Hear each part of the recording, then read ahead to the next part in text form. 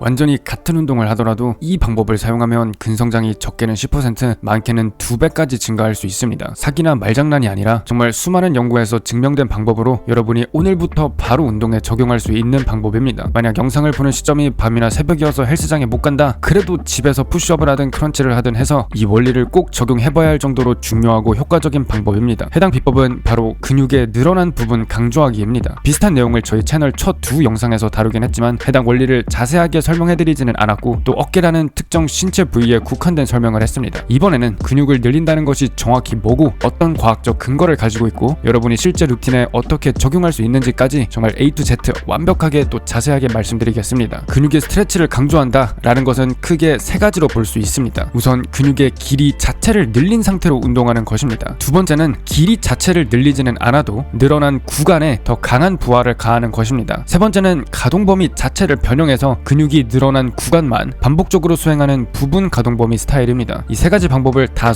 설명해드리겠습니다. 우선 첫 번째, 근육의 길이 자체를 늘리는 것입니다. 저희가 가동 범위가 완전히 같은 운동을 하더라도 해당 가동 범위를 수행하는 동안 근육의 절대적인 길이가 더 긴 동작이 있고 해당 길이가 더 짧은 동작이 있습니다. 인클라인 컬은 팔이 몸통 뒤쪽에 있기 때문에 이 두 근의 장두가 더 늘어나 있습니다. 일반 바이셉 컬과 팔꿈치의 각도 변화, 동작의 시작과 동작의 끝에서 팔꿈치의 각도 변화를 봤을 때 가동 범위는 동일합니다. 하지만 동작 내내 이두근이 늘어나 있는 인클라인 컬에서 근육의 평균 길이가 더 깁니다. 또 삼두근의 경우 오버헤드 엑스텐션을 보면 팔을 머리 위로 들었기 때문에 푸시다운보다 장두가 더 늘어나 있습니다. 해당 상황에서도 두 운동은 팔꿈치 각도에서의 가동 범위는 동일하지만 오버헤드 엑스텐션에서 삼두근의 평균 길이가 더 깁니다. 2023년 메이오 박사가 메요네즈 아닙니다. 저만 그렇게 생각했나요? 메이오 박사가 진행한 연구는 오버헤드 엑스텐션과 푸시다운을 비교했는데 푸시다운 집단보다 엑스텐션 집단에서 무려 1.5배 더 많은 삼두근 장두 근성장이 관찰되었습니다. 근거 몇 가지를 더 보자면 레그컬을 할 때 시티드 방식으로 진행해 햄스트링 중 고관절을 거치는 근육이 더 말려서 길이가 더 늘어난 상태로 수행하면 고관절이 쭉 펴져서 햄스트링이 더 짧은 상태로 수행하는 것보다 더 많은 햄스트링 근성장이 보였습니다. 또 레그 엑스텐션을 할 때 상체를 뒤로 젖히면 대퇴사두근 중 고관절을 거치는 대퇴 직근이 더 늘어나는데 이렇게 대퇴 직근이 늘어난 상태에서 엑스텐션을 수행하면 무려 3배 정도까지 3배나 근성장이 향상되었다고 합니다. 여기 보시면 빨간 박스가 대퇴 직근이고 파란 박스가 가쪽 넓은 근이라고 해서 이 가쪽 넓은 근은 고관절을 거치지 않아 상체를 젖히던 말던 길이의 변화가 없습니다. 진짜 신기하게 길이가 늘어난 대퇴 직근에서만 유의미한 근육량 변화가 있었고 많게는 3배까지 상체 각도에 따라 길이가 동일한 가쪽 넓은 근은 별 차이가 없는 것을 볼 수 있죠. 우연의 일치가 아닙니다. 근육은 정말 길이가 늘어난 상태에서 운동해주면 근성장이 촉진된다는 것은 반복적으로 검증되고 있습니다. 아니 근데 어떤 레그 엑스텐션 머신이 등받이 각도를 조절하게 해주냐? 이건 여러분이 안 좋은 헬스장을 다니셔서 그렇습니다. 저처럼 비싸고 고급진 헬스장을 가면 엑스텐션 머신 다 등받이 각도 조절됩니다. 장난이고 저 요즘 돈 없어서 공짜 아파트 헬스장 갑니다. 이거 말고도 근거는 많습니다. 스쿼트를 할 때 더 깊게 앉으면 둔근이 더 늘어나서 짧게 앉는 것보다 더 많은 근성장을 경험했고 종아리 근육 중 무릎 관절을 거치는 장단지근은 서서 수행에 더 늘어나 있을 때 앉아서 더 짧아져 있을 때보다 더 많은 근성장을 경험했습니다. 근데 그렇다고 근육이 짧아져 있는 상황을 강조하는 운동이 나쁘거나 그런 운동을 하지 말라는 건 절대 아닙니다. 이 영상을 보고 분명 몇 분들이 아니 누구누구 뭐 크리스 범스테드, 아놀드 스워제네거, 로니 콜먼, 뭐 기타 유명한 보디빌더 등등은 아니 인스타 보니까 근육이 짧아진 운동 하던데 아놀드는 뭐 컨센트레이션 컬 하던데 그분들은 어떻게 근육을 잘 키웠냐 이렇게 생각하면 안 되는 게 저희는 근성장을 장기적으로 극대화하려면 다양한 동작을 사용해야 합니다. 근육이 늘어난 구간을 강조하는 운동도 하고 짧아진 상황을 강조하는 운동도 하되 비중을 둬야 한다면 늘어난 운동들을 더 많이 수행해서 세트당 근성장 효과를 더 빠르게 가져가는 것, 즉 효율을 높이는 것을 추천해드립니다. 근육이 짧아져 있는 운동을 해도 그냥 세트 수를 더 많이 수행하면 동일한 효과를 얻을 수 있습니다. 다음은 근육의 길이 자체를 꼭 늘리지는 않아도 근육에 늘어나 있는 구간을 강조하는 해당 구간에 더 강한 부하를 가하는 방법입니다. 예를 들어서 레터럴 레이즈를 할 때 근육이 늘어나 있는 동작의 첫 부분에 아무런 저항이 가해지지 않죠. 하지만 케이블 레이즈를 할 때 케이블 높이를 허리 쪽에 두면 근육이 늘어나 있는 동작의 첫 부분이 이제는 저항이 가해지기 시작합니다. 따라서 케이블 레이즈는 삼각근이 늘어나 있는 구간을 강조할 수 있는 운동입니다. 여기서 중요한 게 덤벨 레이즈와 케이블 레이즈는 근육의 절대적인 길이 자체는 동일합니다. 어깨의 가동 범위가 동일하고 관절의 위치나 포지션 측면에서 둘은 같기 때문이죠. 하지만 저항 프로파일이 다른데 특정 어깨 각도에서 생성되는 저항 크기가 이 두 운동은 조금 다릅니다. 덤벨 레이즈는 처음에 아무런 저항이 없다가 팔을 들어 올리면서 저항이 증가해 팔이 지면과 평행하고 어깨가 90도에 있을 때 최대 저항에 도달합니다. 반면에 케이블 레이즈는 처음에 최대 저항을 가하다가 지금 보시면 케이블이 팔과 90도로 당기고 있죠. 팔을 점점 들어 올리면서 저항이 오히려 감소합니다. 그리고 동작 마지막에는 최소 저항을 가집니다. 이로써 덤벨 레이즈는 삼각근이 짧아진 구간을 강조하지만 케이블 레이즈는 삼각근이 늘어난 구간을 강조합니다. 강조하는 운동입니다. 앞서 살펴본 삼두근 연구 메이오 박사의 연구를 기억해봅시다. 아무튼 엑스텐션 집단이 푸시다운 집단보다 1.5배 더 많은 장두 근육량 변화를 경험했습니다. 하지만 놀라운 사실은 장두 말고 나머지 두 개의 근육에서도 1.4배 더 많은 근육량 변화를 보였습니다. 아니 장두만 어깨 관절을 거치고 나머지 두 근육은 팔꿈치만 거쳐서 팔을 머리 위로 들어 올렸을 때 늘어나는 것은 장두뿐인데 왜 나머지 두 근육에서도 더 많은 근성장이 보였냐? 이론적으로는 길이 변화가 있는 장두에서만 향상된 근육량 변화가 있어야 하지 않는가? 이런 현상이 발생한 이유는 엑스텐션이 삼두근의 늘어난 구간을 강조해서 그렇다고 생각합니다. 푸시다운을 할 때 보시면 삼두근이 가장 늘어나 있을 때 별다른 저항이 발생하지 않습니다. 지금 케이블이 팔과 평행하기 때문이죠. 하지만 엑스텐션을 할 때 보시면 팔꿈치가 접혀 삼두근 전체가 가장 늘어나 있을 때 모멘텀도 제일 커서 최대 저항이 가해지기도 합니다. 즉 장두는 팔을 들어 올려서 절대적인 길이가 증가했고 나머지 두 근육은 절대적인 길이 변화는 없지만 늘어난 구간이 강조되어서 저항 프로필상 더 많은 근성장을 본 것입니다. 이두근도 봅시다. 이두근의 경우 프리처 컬이 있습니다. 우선 일반 컬을 봅시다. 일반 컬은 팔이 펴져 이두근이 가장 늘어나 있을 때 저항이 없습니다. 약간 덤벨 사르레와 비슷한 상황이죠. 하지만 프리처 컬은 뭐가 다르냐면 이두근이 늘어난 팔꿈치가 펴진 상태에서 많은 저항이 가해집니다. 지금 보시면 팔꿈치가 많이 펴져 있을 때 팔꿈치 모멘텀이 크기 때문에 이두근의 실질적인 부하가 가해지는 것을 볼 수 있습니다. 물론 프리처 컬은 팔이 몸 앞에 있어서 인클라인 바이셉 컬처럼 장두가 늘어나지는 않습니다. 즉 길이 자체가 길지는 않지만 늘어난 구간을 강조하기 때문에 근성장 자극이 강한 운동입니다. 이 두 개를 구분하시는 게 정말 중요합니다. 근육의 길이가 늘어나 있는가 아니면 늘어난 구간이 강조되는가. 가장 대표적인 예시가 방금도 말씀드린 프리처 컬과 인클라인 컬입니다. 인클라인 컬은 이두근의 길이 자체를 늘리지만 근육이 가장 늘어나 있는 바닥 부분에서 이두근에게 실질적인 저항이 가해지지 않습니다. 프리처 컬은 반대로 근육의 길이가 늘어나 있지는 않지만 늘어나는 부분이 강조됩니다. 신기하게 이 두 운동을 비교한 연구가 두 개나 있습니다. 우선 2023년에 진행된 연구는 인클라인 컬보다는 프리처 컬이 더 많은 이두근 성장을 유도한다고 했지만 운동 경험이 없는 여성분들에게 진행되었기 때문에 신뢰도가 조금 낮은 연구이긴 합니다. 그런데 아주 최근 2024년 아직 피어 리뷰가 진행되지 않은 따끈따끈한 컨퍼런스 발표에 의하면 인클라인 컬이 더 많은 근성장을 유도한다고 합니다. 따라서 이두근의 경우 저희는 아직은 근육의 길이 자체를 늘리는 것이 더 유리한지 늘어난 구간을 강조하는 것이 더 유리한지 잘 모른다고 생각합니다. 이제 마지막 세 번째 원리까지 왔습니다. 마지막 원리는 가동 범위 자체를 변경해서 근육이 늘어난 구간만 깔짝거리는 것입니다. 어차피 여러분들 다 밤에 전완근 부분 가동 범위로 열심히 운동하시는 거 알고 있습니다. 이미 잘 알고 계시지만 그래도 한번 들어보시길 바랍니다. 우선 가동 범위를 비교하는 방법은 세 가지가 있습니다. 짧은 부분 가동 범위 vs 전체 가동 범위, 짧은 부분 가동 범위 vs 늘어난 부분 가동 범위, 늘어난 부분 가동 범위 vs 전체 가동 범위입니다. 고등학교 수학 시간 때 배운 조합 C가 기억나는데 C라나요? 뭐 컨비네이션이었던가? 지금 요소 3개가 있고 그 3개를 합치는 방법 경우의 수 컨비네이션이니까 3C2에서 3이죠. 제가 학창 시절에 확률을 좀 못했습니다. 아무튼 첫 번째 짧은 부분 가동 범위 vs 전체 가동 범위를 봅시다. 2014년 연구에서 레그 엑스텐션을 마지막 끝부분만 깔짝거린 거하고 전체 가동 범위로 한 것을 비교했습니다. 어쩌면 좀 당연히 전반적인 대퇴사두근 성장은 전체 가동 범위 집단에서 훨씬 뛰어났습니다. 또 앞서 언급한 스쿼트 연구도 있겠죠. 스쿼트를 위에서만 깔짝거리는 짧아진 부분 가동 범위보다 끝까지 앉는 전체 가동 범위가 더 많은 둔근 성장을 유도했습니다. 어쩌면 당연한 말입니다. 전체 가동 범위가 당연히 근육이 짧은 구간에서만 깔짝거리는 것보다는 유리하겠죠. 전체 가동 범위는 뭔가 직관적으로 더 근성장에 유리할 것 같습니다. 하지만 이때 깔짝이는 가동 범위끼리 비교하면 어떨까요? 짧아진 부분 가동 범위와 늘어난 부분 가동 범위를 비교한 연구를 봅시다. 2014년 연구, 저희가 앞서 본 레그 엑스텐션 연구와 동일한 연구자분들이 진행한 연구입니다. 아주 바쁘시죠? 해당 연구에서는 레그 엑스텐션을 수행할 때 짧아진 부분 가동 범위 0도에서 50도의 무릎 신전, 그리고 더 늘어난 부분 가동 범위 90도에서 40도의 무릎 신전을 비교했습니다. 어쩌면 당연하게 짧아진 가동 범위보다 늘어난 가동 범위에서 더 많은 대퇴사두근 근성장이 관찰되었습니다. 비슷한 결과는 이두근에서도 보였는데 2021년 사토 박사가 진행한 연구는 프리처 컬에서 짧아진 부분 가동 범위와 늘어난 부분 가동 범위를 비교했습니다. 지금 거의 혀가 꼬일 수준이거든요. 짧아진 부분 가동 범위와 늘어난 부분 가동 범위를 계속 말하다 보니까 매우 힘듭니다. 결과적으로 늘어난 부분 가동 범위에서 이두근이 압도적으로 많은 근성장을 경험했습니다. 이렇게 깔짝거리는 부분 가동 범위끼리 대결을 하면 늘어난 부분 가동 범위가 무조건 우세하다는 것을 알 수 있습니다. 근데 이제 승자가 2명 있죠. 약간 토너먼트 느낌으로 가고 있는데 예선에서 전체 가동 범위와 늘어난 가동 범위가 이겼습니다. 이제 결승에서 둘 중 누가 더 뛰어날지, 과연 정석 중에 정석인 전체 풀 가동 범위가 더 뛰어날지 아니면 늘어난 부분 가동 범위가 더 뛰어난지 한번 보겠습니다. 지금 이게 정말 중요하죠. 저희가 기본적으로 하는 것이 풀 가동 범위인데 이 기본과 기초적인 풀 가동 범위보다 더 좋은 옵션이 있다면 운동 방식과 루틴, 프로그래밍에 큰 영향을 미칠 수 있습니다. 우선 전체 가동 범위와 늘어난 부분 가동 범위를 비교한 연구는 5개가 있었지만 아주 최근 대략 3주 전에 새로운 연구가 발표되면서 연구 개수가 6개로 늘었습니다. 일단 처음 발표된 5개부터 봅시다. 5개의 연구 중 근성장 4개가 늘어난 부분 가동 범위가 전체 가동 범위보다 뛰어나다고 밝혔습니다. 나머지 1개 연구에서는 두 운동 방식은 근성장에 있어 차이가 없다고 밝혔습니다. 그래서 이제부터 헬스장에 있는 모든 운동을 깔짝거리기 전에 하나 짚고 가야 할 중요한 사실이 있습니다. 뭐냐면 이 5개 연구는 모두 운동 경험이 거의 없는 사람들에게 진행되었다는 것입니다. 여러분같이 삼시세끼 닭가슴살 드시고 생일 때 뭐해? 하면 등이라고 하는 헬창이 아니라 운동을 제대로 해보지 않았고 헬스장 머신 중에 제일 좋아하는 머신이 뭐야? 물어보면 자판기라 하는 사람들에게 연구가 진행되었다는 것입니다. 물론 근성장의 생화학적인 원리를 동일하게 적용했겠지만 운동 경력에 따라 저희 몸과 근육이 저항 운동에 반응하는 양상은 다 다르기 때문에 이 연구들을 100% 믿고 결론을 내릴 수는 없습니다. 그래서 물론 5개의 연구 중에서 4개가 늘어나는 부분 가동 범위가 전체 가동 범위보다 뛰어나다고 하고 나머지 1개 연구에서는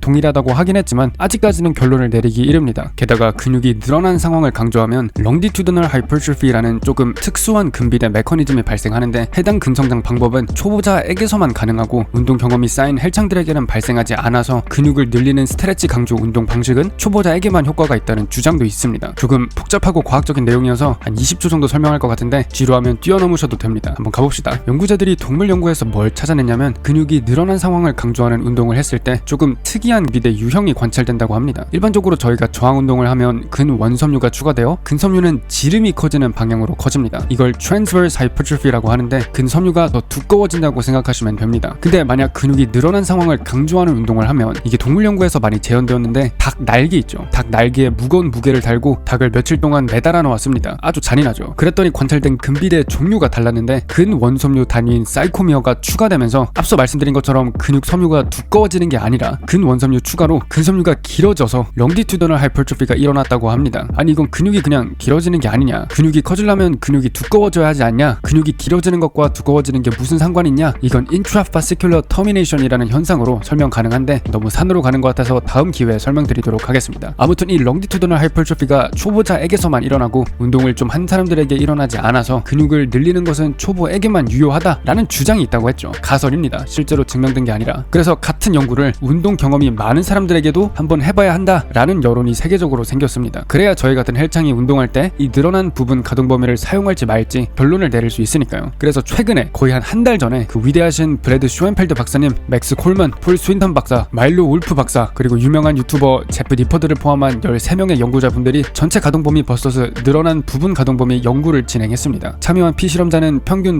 4.9년의 운동 경력을 가졌고 여기 사진에서 보이시는 것처럼 몸이 다 꽤 좋은 분들입니다. 이분들은 신체의 한쪽은 전체 가동 범위를 수행하고 신체의 다른 쪽은 늘어난 부분 가동 범위를 수행했습니다. 이런 걸 피험자 내 설계라고 하죠. 한 사람 안에서 가동 범위라는 변수를 조작하면 해당 변수만 일정하게 잘 유지됩니다. 저희가 만약 집단을 나눠서 각 집단마다 가동 범위를 다르게 수행하게 하면 가동 범위 외에도 유전적 차이, 수면 시간, 식단 등 혼돈 요인이 생기기 때문에 연구의 결과가 온전히 가동 범위의 조작 때문인지 알기 어렵습니다. 하지만 같은 사람 안에서 변수를 다르게 했다 했을 때 다른 변수가 일정하게 유지되어 변인 통제가 잘 일어납니다. 제 왼쪽 다리가 오른쪽 다리보다 밥을 더 많이 먹거나 잠을 더 잘 자거나 하진 않죠. 그래서 결과적으로 두 집단에서 동일한 근성장이 관찰되었습니다. 이두근은 부분 가동 범위 쪽, 삼두근은 전체 가동 범위 쪽이 살짝 더 뛰어났는데 그 차이가 통계적으로 유의하지는 않았습니다. 그래서 이게 다 뭐냐? 가방에 있는 거 다 쏟아놔서 정보로 허우적거리게 해놓고 그래서 결론이 뭐냐? 맞습니다. 말을 너무 많이 했죠. 하지만 온라인 PT 코스에서는 제가 말을 더 많이 합니다. 더 자세한 근비대 관련 정보와 이 정보의 홍수 시대 속 정말 알아야 하는 내용이 궁금하시다면 고정 댓글에 있는 온라인 PT 코스 소개 영상을 한번 참고해 주시길 바랍니다. 아무튼 제가 이렇게 난장판을 만들어 놨으니까 정리하면서 결론을 내려야 합니다. 우선 이 마지막 연구를 보고 에이 늘어난 부분 가동 범위 별거 아니네 라고 하기에는 조금 이르다 봅니다. 왜냐면 운동 경력이 오래되면 근육이 정말 느리게 자라죠. 1년에 근육량 1, 2kg만 늘어도 좋아하는 게 상급자 헬스인입니다. 연구는 8주밖에 진행되지 않았기 때문에 그 기간 동안 운동을 오래 한 사람들이 각각의 두 집단에서 통계적으로 유의미한 근성장 차이를 보기 어려웠을 거라고 생각합니다. 왜냐면 기간 자체가 너무 짧았죠. 또 연구 진행 방식을 자세히 보면 두 집단의 가동 범위가 큰 차이를 가지지 않았습니다. 예를 들어서 2두 컬의 경우 거의 14도 정도밖에 차이가 나지 않더라고요. 바이셉 컬을 할 때 대충 130도의 팔꿈치 가동 범위가 나온다 했을 때 14도는 아주 작은 차이입니다. 거기에다가 피험자들의 운동 경력 그리고 8주라는 짧은 시간을 고려했을 때 두 집단 간 유의미한 차이가 없었다는 건 어쩌면 당연한 말입니다. 애초에 가동 범위부터 큰 차이가 나지 않았으니까요. 그리고 근성장이 더 빠르게 일어나는 초보자 대상으로 진행된 연구에서는 늘어난 부분 가동 범위가 더 많은 근성장을 유도한다고 했기 때문에 아직까지는 늘어난 부분 가동 범위를 쓸모없다고 하기 이를 것 같습니다. 그리고 생각해보면 최악의 상황을 고려한다 하더라도 늘어난 부분 가동 범위는 전체 부분 가동 범위와 동일한 근성장을 유도합니다. 가동 범위의 일부만 수행했는데 가동 범위의 상당 부분을 건너 뛰었는데도 동일한 근성장을 유도할 간주할 수 있다는 것은 이 스포츠 과학 측면에서 되게 혁신적인 개념입니다. 아무튼 늘어난 부분 가동 범위가 실제로 전체 가동 범위보다 뛰어나든 말든 저희가 확실히 100% 내릴 수 있는 결론은 근육이 늘어나 있는 구간 자체가 근성장에 아주 중요하다는 것입니다. 이 전체 가동 범위라는 것이 의미를 가지는 이유도 늘어난 부분 가동 범위를 포함해서이죠. 전체 가동 범위가 좋은 이유는, 중요한 이유는 이 늘어난 부분을 포함해서입니다. 짧아진 부분 가동 범위, 즉 근육이 짧아져 있는 구간을 강조하는 운동은 전체 가동 범위나 늘어난 부분 가동 범위보다 연구에서 항상 더 적은 근성장을 유도했습니다. 그래서 실용적인 팁을 드리자면 운동하실 때 근육의 스트레치를 강조하는 운동을 하나쯤은 포함하시길 바랍니다. 2두 운동의 경우 인클라인 컬 혹은 프리처 컬을 포함해주시고 3두의 경우 오버헤드 엑스텐션, 레터럴 레이즈 덤벨로만 하지 마시고 허리 높이로 세팅한 케이블로도 해주시면 좋습니다. 등 운동의 경우 티바로우가 정말 좋습니다. 등이 가장 늘어나 있을 때 저항도 가장 크죠. 티바로우의 이 바를 보시면 축을 기준으로 돌기 때문에 들어 올리면 올릴수록 모멘텀이 짧아져 쉬워지고 내리면 내릴수록 모멘텀이 증가해 어려워집니다. 즉 근육의 늘어난 구간을 강조하는 것입니다. 가슴 운동의 경우 덤벨 플라이가 가슴이 늘어나 있을 때 최대 저항을 제공하거든요. 루틴에 포함하시면 좋습니다. 가동 범위에 대해서는 우선 근육이 늘어나 있는 부분의 가동 범위를 절대 빼놓지 않으시길 바랍니다. 풀 가동 범위로 하시던지 늘어난 부분 가동 범위로 하시던지 방법은 상관없으나 이 늘어난 구간을 꼭 포함해 주셔야 합니다. 또 안전한 머신 운동에서는 마지막 세트에서 실패 지점에 도달한 후 늘어난 부분 가동 범위로 세트를 이어가는 것도 나쁘지 않다고 봅니다. 그러니까 10회에서는 더 이상 풀 가동 범위로 당기지 못한다고 했을 때 10회에서 끝내는 게 아니라 11회부터는 부분 가동 범위로 깔짝이면서 근육을 끝까지 자극해 주시면 됩니다. 물론 모든 세트를 이렇게 하시면 피로가 너무 많이 쌓여서 바람직하지 않지만 마지막 세트에서만 하는 것은 좋다고 생각하는 편입니다. 개인적으로 제가 현재 부분 가동 범위를 적용하고 있는 운동은 랩풀다운, 레그 엑스텐션, 머신 팩덱, 체스트 서포티드 로우, 케이블 로우, 그리고 거의 모든 로우 동작입니다. 하나 중요한 점은 이미 근육을 늘려주고 이미 늘어난 구간을 강조하는 운동에서는 굳이 늘어난 부분 가동 범위까지 할 필요는 없습니다. 어차피 이미 스트레치를 강조해주기 때문이죠. 프리처 컬이나 인클라인 컬, 오버헤드 엑스텐션의 경우 이미 근육을 늘려주기 때문에 굳이 여기에다가 늘어난 부분 가동 범위까지 할 필요는 없다고 생각합니다. 하지만 근육이 짧아져 있는 구간을 강조하거나 늘어난 부분이 강조되지 않는 뉴트럴 운동, 레그 엑스텐션, 머신 팩덱, 랩풀다운, 거의 모든 로우 종류, 참고로 로우 종류는 거의 다 근육이 짧아진 부분이 더 어렵습니다. 들어 올릴수록 모멘텀이 감소하죠. 이런 운동에서는 일반적인 방식으로 수행하면 근육의 스트레치가 강조되지 않기 때문에 추가적인 부분 가동 범위로 근육이 늘어난 구간을 강조해주는 게 좋습니다. 이렇게 해서 저희는 가동 범위, 특히 근육이 늘어난 구간을 강조하는 행위가 얼마나 중요한지 현재 존재하는 연구를 모조리 정말 많이 긁어와서 한번 설명해드렸습니다. 마지막으로 보디빌딩에 관한 모든 100% 근거 기반 지식을 원하신다면 저희 온라인 PT 코스 소개 영상을 한번 확인해 주시길 바랍니다. 저희가 PT로 가르쳐드리면 거의 1년 가까이 걸리는 정보를 완전히 압축해서 강의 코스 형식으로 만든 제품입니다. 영상은 여기까지 하겠습니다. 감사합니다.